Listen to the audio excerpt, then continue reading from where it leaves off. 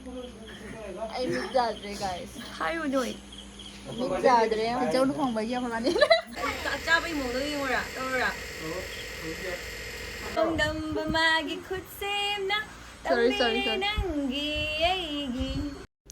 Hi guys, welcome back to my another video. Mayam wasigi video sinamuko inaunupa Ellen gi oiba Heijingpot looks amadi polo shoot tawduni bako khoishiko ado tawpasidi khoyumda adum tawre tawpase aiga chanbiga habadi sanjita ga tawduni sanjita di polo shoot kani tawramaga khoise nangnaroi haina polo di mark shelaroi bako mark sudum Heijingpot looks ta tawduni bako Mayam hajik Heijingpot ki looks lore siga dress set ka dapat ngari some curly ta hom dini buka some curly ta baga adegi dress ka ngari buka ado Heijingpot ki lore ka makamu polo mu shet pagi makeup mu taw dini buka sena mu habadi nude natural ha ga lipstick se yam na ha da bida thare Heijingpot ki ni na ko yam na heavy makeup to taw dre buka ado mayam engode heavy makeup na phajabra na traga nude sina phajabra habado ado su comment ta habiramo Pazare, hainadi khalle. Chanbi mu kanna keri. Makhon je ko cooler tha bagi ko ngangam basu yae bako ado chanbi kanna keri hajui Elena. Ma ku di Potloi se set kani haibe wari ni bado Potloi se ani amuta set bado ngamaroi. Ado na ma ki mu ko na mu shoot taw ni na haigre. Ko ai makeup se Potloi de. Do Pazare chanbi su yengu mayam na. Samse came to ko aina agarogi oiba asigi hair dryer se use to bako asay se cool hot super hot the lai bako yamni use to buda nungai haina imayang mamangi videos adum haije bani bako samse haibadi shohan de mamana ko haibadi horendi setting spray ke ragum kap to ni ko ado ai style se katang tawge tawraga current se chathokare ado bouncy type de pige to bani ado Elena di haire curly oina tawshi aina ko ado curly se tawbra tawdra horen do fajana decide tawduni adugi mamang da di ase se fajana aina hatok chay bako ado agi samse sumaina leiri tu yengu Kiba lore mi yang chanbi ga aina sila leire. Lagi gosok nanang kamera off to. Koting. Lore mi yang. Tin man bra. Yar. Sama nu ito. Yar. Mas. Ako ne. This is my puzzle right? Phajala kanu adum tawge. Yar. Lange as. Lore mi yang phanisit kata batangare. Ado Potloi follow aga mo Potloi mo yang halage. Ado indoi se yang halage ko.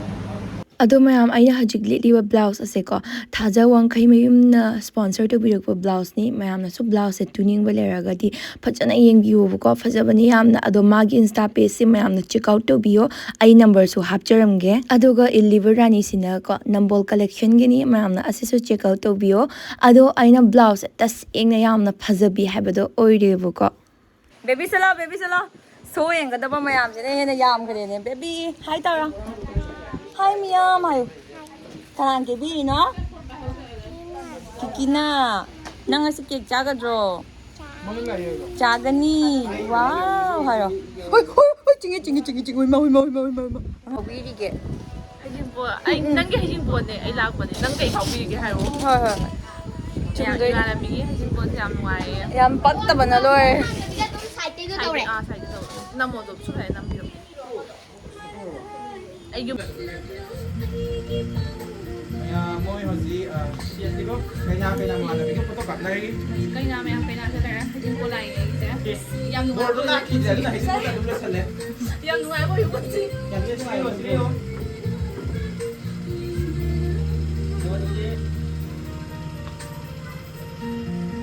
Humang sore te pero. Tengam. Saan to na? Saan lang kita? Saan pa siya suka?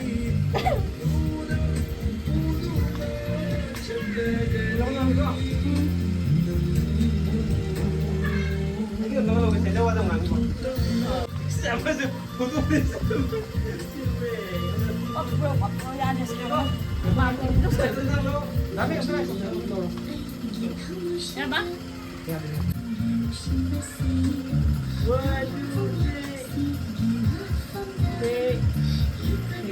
Ini is my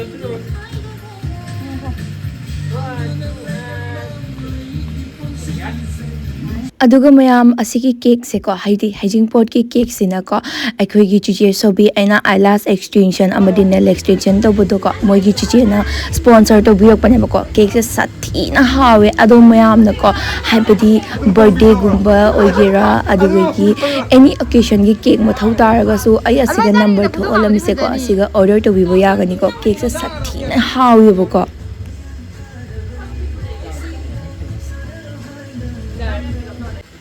Namo, reels namo. Kamay to sa inyo. Seriously, nang pwede mo ba nang sumuli? Reels kamay to sa inyo. Ay mo ni ko kilo kay pagke kay ko pagke. Mo ti ko pyo. Ay po, tonton kay no. Tonton mo ro. Video na kayo game. Tonton do san biga mai prit law sa ki. Nang ne, kita yung kino semya. Asinokhan ka no. Asinokhan ka no san bi mama no ba yaro ko. No lo ye. Kay daw lo ay no. Nang aji kito ne. Niki nang no ka no ko. Kino su let's get kapo rambo. Niki nang no ka no ko. Just serious mode and Ready na? 1, 2, and 3. Nabra.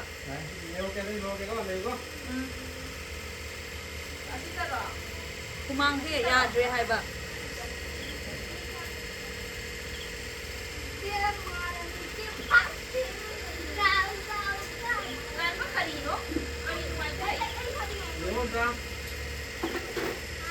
Smile, cha bai mo dai mo ra, to ra.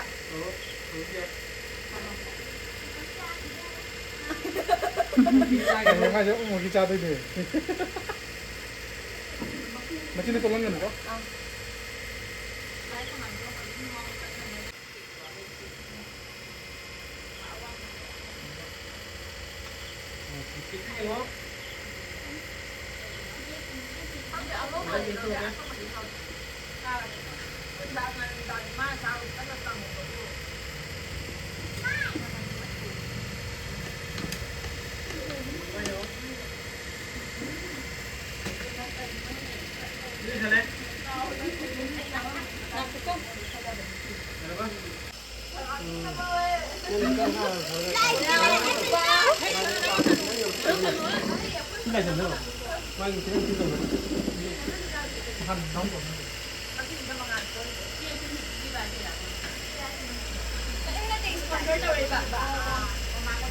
Imagine.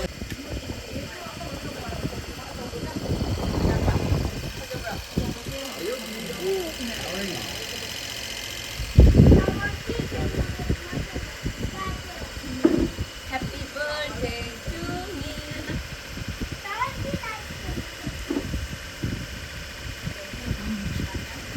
Sarah rồi. Rồi là baby lo. Ngay pa pura ni hai pa ibu ngay ko. Nga ko ba? Lo baby lo.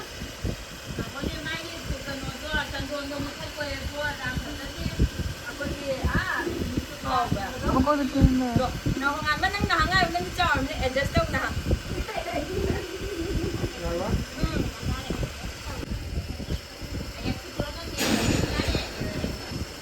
Thế lo cái nào kia chứ.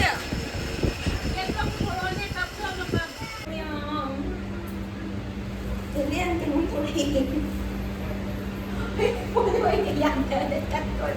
Na cái nào mà Potloi cái nào mà đi. Anh đi xuống kia đi. Cần na. Miss Rusty na kêu đi rồi Miss Potloi. Đấy phải baby đi rồi thế. Makeup rồi thế. Baby sẽ làm cái lo. Đó. Nãy cái phần này sẽ pro. Anh ấy chụp anh ấy xem. Ôi cùi nó cua rồi cho mà giờ luôn. Kali. Dạ cái gì vậy? mayam sathi na ware ko pung tara ta sale haji ko ke baloi je kam ke khatle bo ko karan thundoi bane to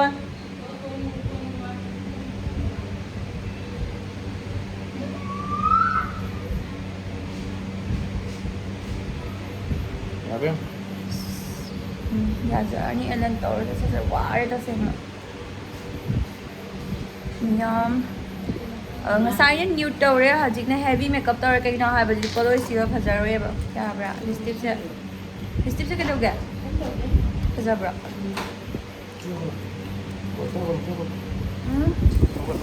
Mama, kayo ah. Kayo ah. Oo, ay ka na dahil tala iba. Ito sige. Ay, foundation mo da, tala ma di. Ano yung sukiri?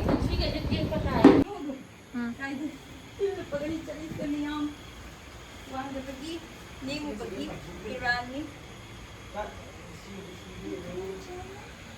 Suri jatiri. Isa'y tabiro? Yes. Kalak padawa kalahaki, ninamamulog jari. Kung jatare, kung Brazil, kung jatare, Taramakay. Taramakay tare. Ay sa wow, nasakla mo ni Solore. Adusu ay siyang active for the bit ang dalay ni.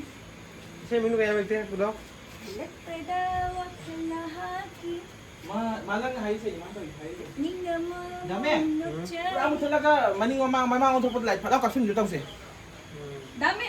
Oh, Smoky daw sila. smoke zero.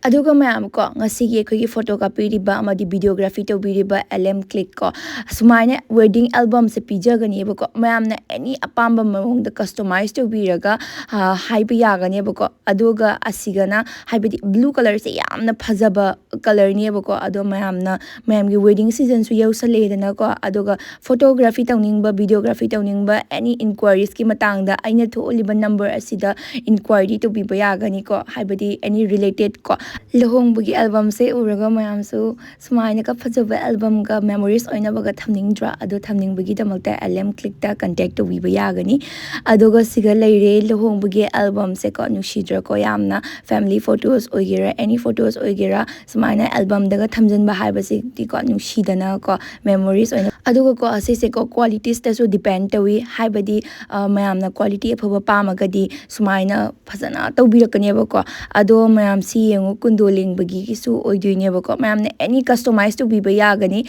aduga siga leire mogi insta page aduga gi contact number amadi Facebook page anything inquiry oibodo mayamna sum contact to biro Say siga.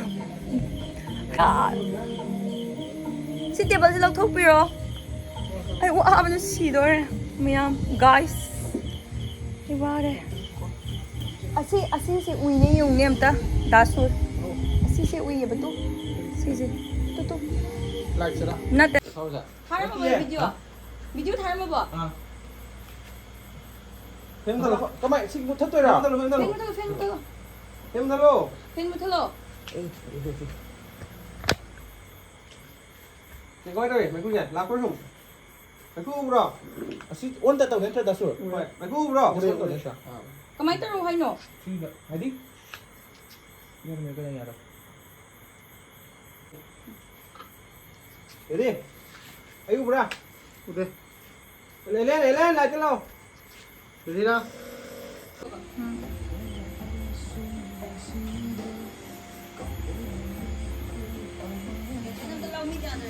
What happened?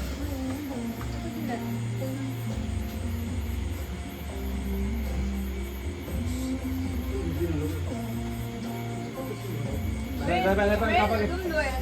Thôi. Dumai ni.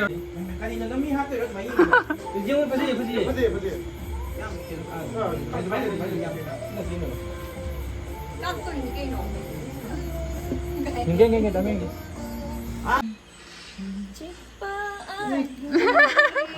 Ako si Chese. Mama tumning mo hindi ni Chese. Odin.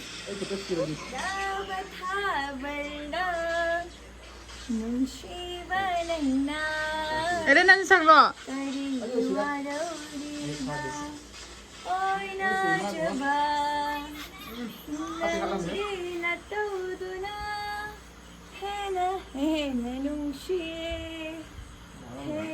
Jare yaar.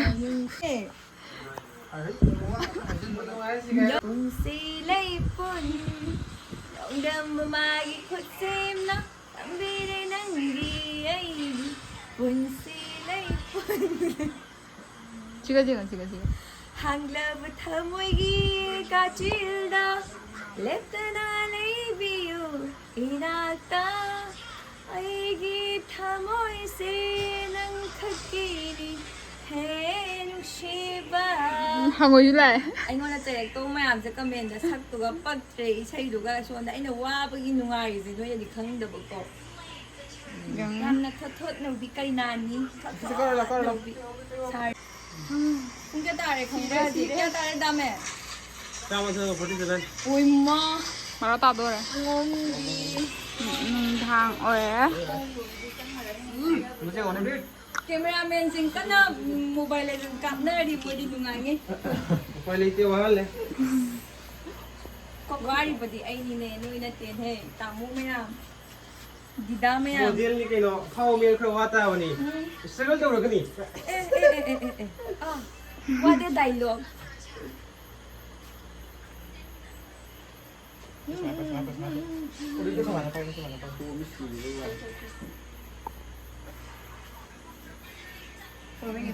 이나우누피나보 헬p tꯧꯕꯤꯔꯕꯅꯤꯀꯣ ꯇꯣꯟꯇꯣꯟꯁꯦ ꯌꯥꯎꯔꯝꯗ꯭ꯔꯒꯗꯤ ꯉꯁꯤ ꯑꯩ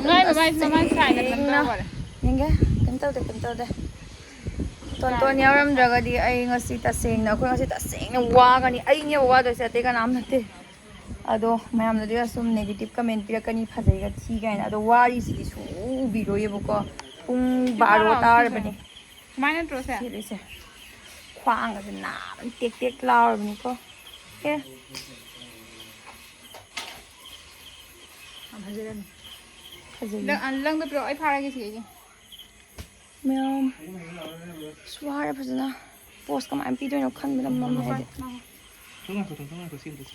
ꯑꯗꯨꯒ ꯃꯌꯥꯝ ꯑꯩꯅ ꯉꯁꯤ ꯁꯦꯠꯂꯤꯕ ꯄꯣꯠꯂꯣꯏ ꯑꯁꯤ ꯏꯅꯥꯎꯅꯨꯄꯥ ꯑꯦꯂꯦꯟ ꯊꯥꯡꯖꯝꯒꯤ ꯑꯅꯧꯕ ꯀꯂꯦꯛꯁꯟ ꯑꯣꯏꯗꯣꯏꯅꯦꯕꯀꯣ ꯑꯗꯨꯅ ꯍꯟꯗꯛ ꯆꯍꯤꯒꯤ ꯀꯩꯅꯥ ꯑꯣꯏꯒꯗꯧꯔꯤꯕ ꯃꯌꯥꯝꯁꯤꯡꯅ ꯃꯨꯟꯅ ꯌꯦꯡꯕꯤꯌꯣꯕꯀꯣ ꯁꯥꯊꯤꯅ ꯐꯖꯕꯅꯦ ꯄꯣꯠꯂꯣꯏꯁꯦꯀꯣ ꯑꯗꯨꯒ ꯃꯌꯥꯝꯅꯀꯣ ꯑꯦꯅꯤ ꯄꯣꯠꯂꯣꯏ ꯑꯣꯔꯗꯔ ꯏꯟꯀ꯭ꯋꯥꯏꯔꯤꯁ ꯑꯣꯏꯔꯒꯗꯤ ꯃꯌꯥꯝꯅ ꯑꯁꯤꯒꯤ ꯅꯝꯕꯔꯁꯤꯗ ꯀꯟꯇꯦꯛ ꯇꯧꯕꯤꯕ ꯌꯥꯒꯅꯤ ꯑꯗꯨꯒ ꯃꯌꯥꯝꯅ ꯀꯁꯇꯣꯃꯥꯏꯁ ꯇꯧꯕꯤꯕꯁꯨ ꯌꯥꯒꯅꯤ ꯑꯦꯅꯤ ꯀꯂꯔ ꯑꯗꯒꯤ ꯄꯣꯠꯂꯣꯏ ꯀꯁꯇꯣꯃꯥꯏꯁ ꯇꯧꯅꯤꯡꯉꯒꯁꯨ ꯑꯦꯂꯦꯟꯗ ꯀꯟꯇꯦꯛ ꯇꯧꯕꯤꯔꯒ ꯑꯩꯁꯦ ꯑꯁꯤꯒꯤ ꯀꯂꯔ ꯄꯥꯝꯃꯤ ꯑꯩꯁꯦ ꯁꯨꯃꯥꯏꯅ ꯗꯤꯖꯥꯏꯟ ꯄꯥꯝꯃꯤ ꯍꯥꯏꯕꯒꯤ ꯑꯣꯄꯣꯔꯆꯨꯅꯤꯇꯤꯁ ꯑꯃꯁꯨ ꯂꯩꯌꯦꯕꯀꯣ ꯑꯗꯨꯅ ꯍꯟꯗꯛꯀꯤ ꯀꯩꯅꯥ ꯑꯣꯏꯒꯗꯧꯔꯤꯕꯁꯤꯡꯅ ꯄꯣꯠꯂꯣꯏ ꯑꯁꯦ ꯃꯨꯟꯅ ꯌꯦꯡꯕꯤꯔꯣ ꯑꯗꯨꯒ ꯃꯥꯒꯤ ꯄꯦꯖꯁꯤꯁꯨ ꯆꯦꯛ ꯑꯥꯎꯠ ꯇꯧꯕꯤꯔꯒ ꯄꯣꯠꯂꯣꯏ ꯑꯃꯗꯤ ꯃꯦꯀꯞ ꯔꯤꯒꯥꯔꯗꯤꯡꯗꯣ ꯃꯉꯣꯟꯗ ꯀꯟꯇꯦꯛ ꯇꯧꯕꯤꯕ ꯌꯥꯒꯅꯤ ꯑꯩ ꯃꯤꯠ ꯆꯥꯗ꯭ꯔꯦ ꯒꯥꯏꯁ ꯍꯥꯏꯌꯨ ꯅꯣꯏ ꯃꯤꯠ ꯆꯥꯗ꯭ꯔꯦ ꯏꯆꯧ ꯂꯨꯍꯣꯡꯕꯒꯤ ꯑꯩꯈꯣꯏ ꯃꯥꯅꯤ ꯑꯩ ꯄꯨꯔꯥ ꯌꯥꯝ ꯀꯦꯃꯦꯔꯥꯗ ꯌꯥꯝ ꯉꯁꯪ ꯉꯥꯡꯉꯦ ꯍꯥꯏꯕ ꯉꯥꯡꯗꯤꯌꯦ ꯃꯌꯥꯝ ꯕꯣꯔꯗ ꯂꯥꯛꯇꯣꯔꯤ ꯑꯩꯈꯣꯏ ꯉꯥꯏꯖꯔꯤ ꯃꯌꯥꯝꯅ ꯍꯥꯏꯔꯅꯤ ꯅꯨꯄꯤꯁꯦ ꯑꯗꯨꯝ ꯕꯣꯔꯗ ꯍꯥꯏꯔꯦ ꯑꯗꯣ ꯄꯣꯠꯂꯣꯏ ꯁꯦꯠꯂꯕꯅꯤꯅ ꯍꯥꯏꯕꯅꯦ ꯐꯖꯩꯀꯣ ꯀꯅꯥ ꯃꯥꯜꯂꯦ ꯍꯥꯏꯔꯣ ꯏꯆꯦ ꯃꯥꯅꯤ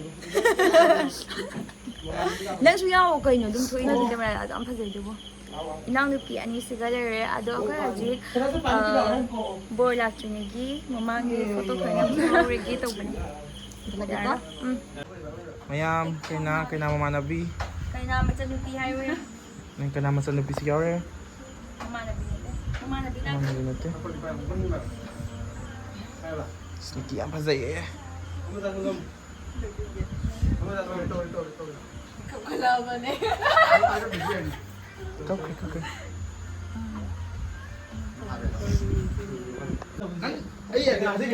ꯅꯪꯒꯤ ꯑꯦꯛꯁꯄ꯭ꯔꯦꯁꯟ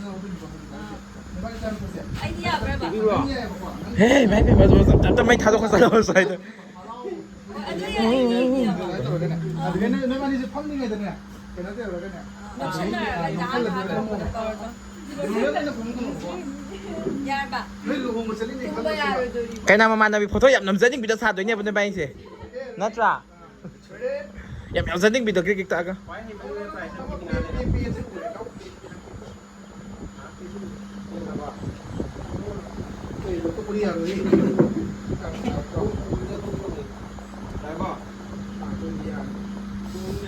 बेटा क्या